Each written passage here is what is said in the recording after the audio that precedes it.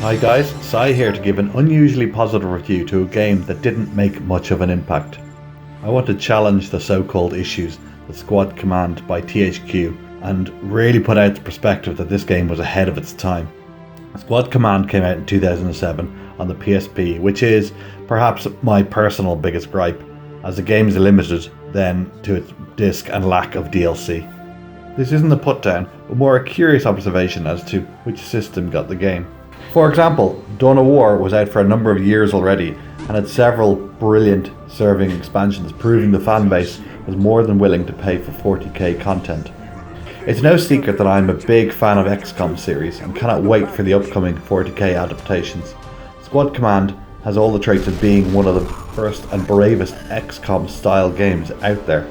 It deals with the action points and destructible terrain in a very mature way, much the same way that 5 years later XCOM gets all the credit for. Squad Command has a beautiful, obvious interface letting you know how far each marine can move, when they will be in Overwatch, and perhaps my favourite part is showing arcs of sight, something that is rarely done well. When you launch heavy weapons at areas, there is great satisfaction to be found as you level the area, and the game responds nicely, telling you how much damage in numbers was inflicted. The game was so satisfying, I actually finished it twice.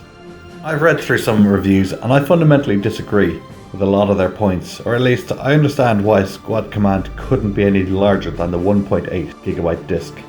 The camera could indeed be annoying at times, blocking movement and firing arcs, but a little patience and you can get around that. On the PSP, flipping camera angles wasn't quite possible and it was awkward, but the levels were never designed in a way that they took advantage of that. I mentioned I played through twice. It's a relatively short game, also very linear, and the second time it didn't give up any new secrets to the first time. The bad guys are pretty repetitive, which is a shame, but something that didn't bother me as much, as all 40k games typically focus on one enemy faction. If I was to actually state what was disappointing, it would be two things. Firstly, the squad selection is really small. It was also pretty obvious what we would take, the best stuff available. Power creep isn't as subtle as it could have been, and the enemy obviously feels the same way. The other part of the game that could have been improved was between missions if there was a recruitment RPG or mission selection part of the game.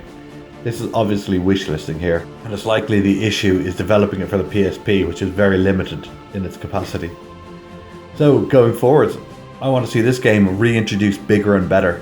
The combat fundamentals were fantastic, and I'd love to see the ideas used, implemented in more games. Is it worth playing? I say 100% yes. It's not a long game either, so you don't need to devote too many hours before it's a notch in your gaming belt.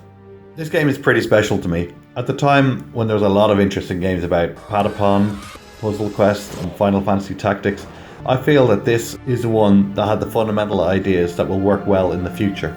A 40k game that follows the XCOM model would be wise to look at XCOM and take the best elements from it.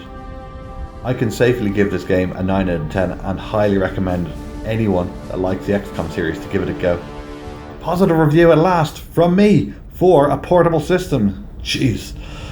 Anyway, thanks for watching and I'll see you next time.